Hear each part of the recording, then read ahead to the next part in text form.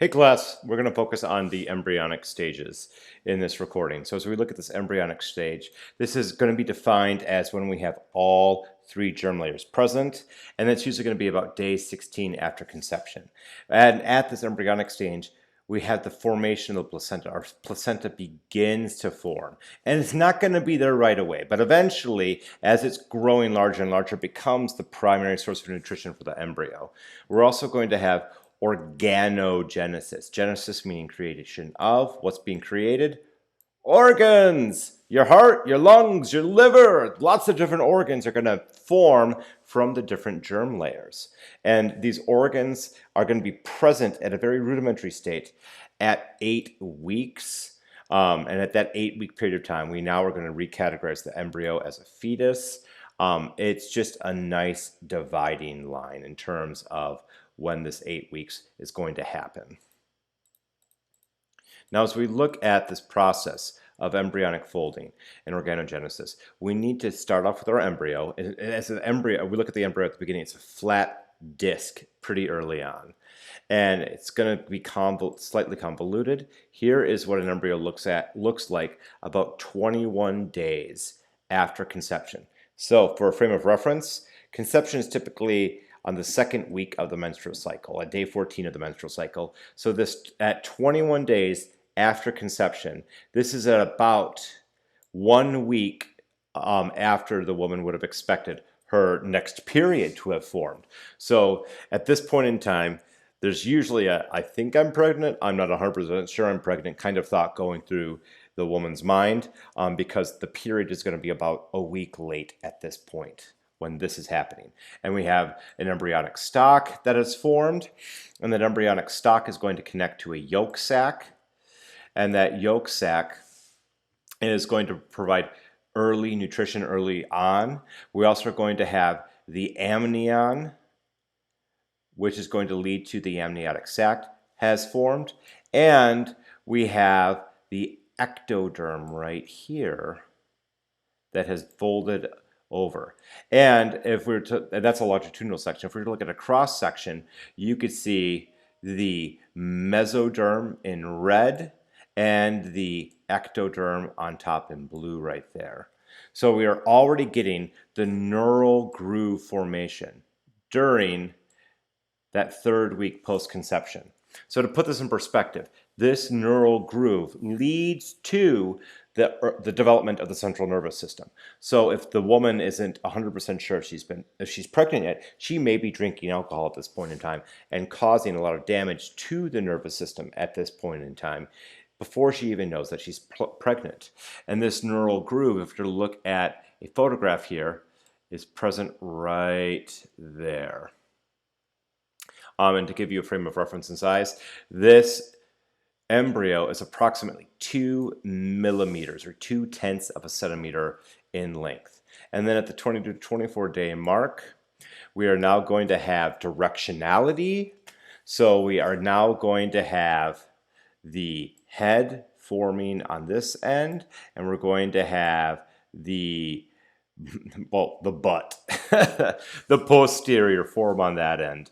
And if we were to look at it in terms of the slicing, with a cross section or transverse slice, the neural groove has now become the neural tube at this point in time, and we're having the beginnings of the early digestive system form with that primitive gut, that invagination of the endoderm.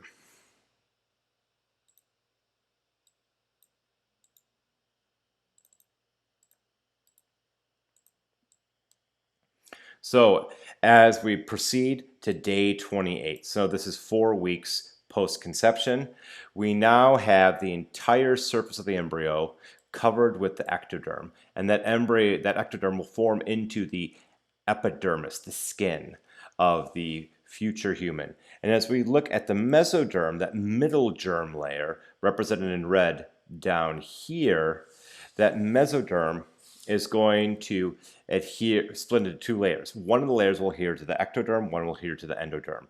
And then there's going to be a little bit of space in between. That little tiny bit of space in between we refer to as the coelom, and that's going to be a body cavity that forms between the two layers of mesoderm, and that coelom is visible right there, and is going to aid with the development of some of the hollow organs of the developing embryo.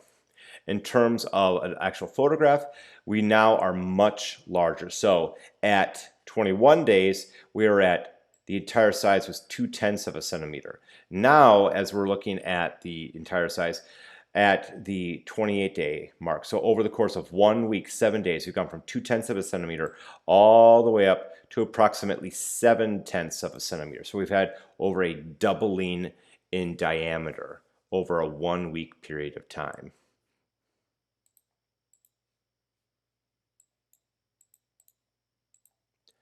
And as this process is going to continue on, at the 8-week mark, we are now no longer going to work with an embryo,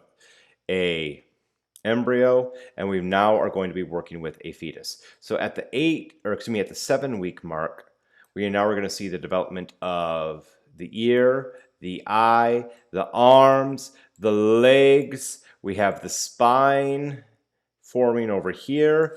So we're going to start to see the basic body plan.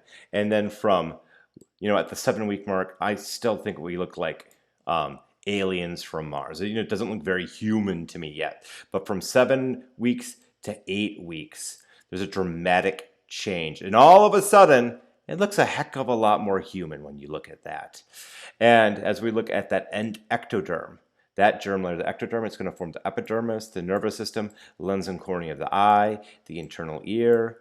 And really, this entire slide right here, these last 3 bullets are just review from, I want to say the third presentation we gave in A&P1 over a semester, almost 2 semesters ago. But, it's been a while, so let's review. As we look at the mesoderm, the middle layer, we have the middle stuff of the body, so the skeleton muscle, lymphatic tissues, bloods. And when we think of the endoderm, think of the tubes that go through the body. So the alimentary canal, the respiratory tract, and epithelium, some of the urogenital system, so the urethra, the urinary bladder, so on and so forth.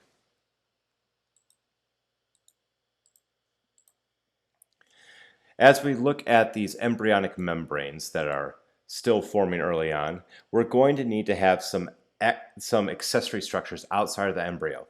These accessory structures are not going to be part of the subsequent human being, so they're considered extra human, so to speak, but they're all going to be included within that generic blanket term of conceptus. They include placenta and umbilical cord, the ones that are most commonly mentioned, but then we also have the amniotic membrane, the yolk sac, the alliantosis, and the chorion. So as we look at the amnion, most people have heard of the amniotic sac. It's a transparent, translucent sac filled with amniotic fluid that wraps all the way around the embryo and only has the umbilical cord get in. And this amnion is a lifeline. It helps to provide a very unique environment for the growing embryo to be protected from the outside world. So it's going to serve a protective function, and it also allows for freedom of movement and muscle development. That amnion also, in addition to allowing for skeletal muscle movement with the appendages, the amniotic fluid also allows for development of the lungs so that the child can learn to inhale and exhale, to expand and contract the thoracic cavity. And here's some fun facts for you. The amniotic fluid early on is going to come primarily from the amnion itself, but later on in pregnancy, the amniotic fluid is actually going to be urinated out of the child's urinary tract.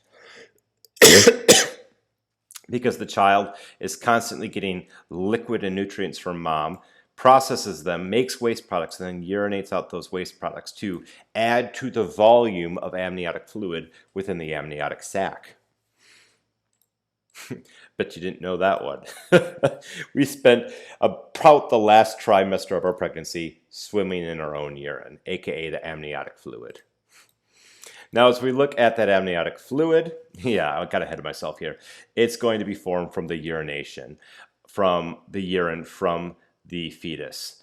And then the fetus is then going to swallow it and then process it all over again. As we look at this process of the embryo developing, it also allows for symmetrical development of the embryo so that we don't have one appendage larger than the opposite appendage, and it allows for body parts to be completely separated as opposed to growing stuck to each other.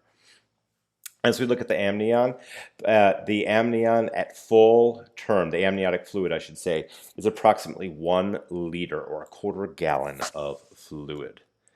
That's all we have for this recording. If you have any questions or comments, please feel free to post them in the class discussion boards. And as always, happy studies.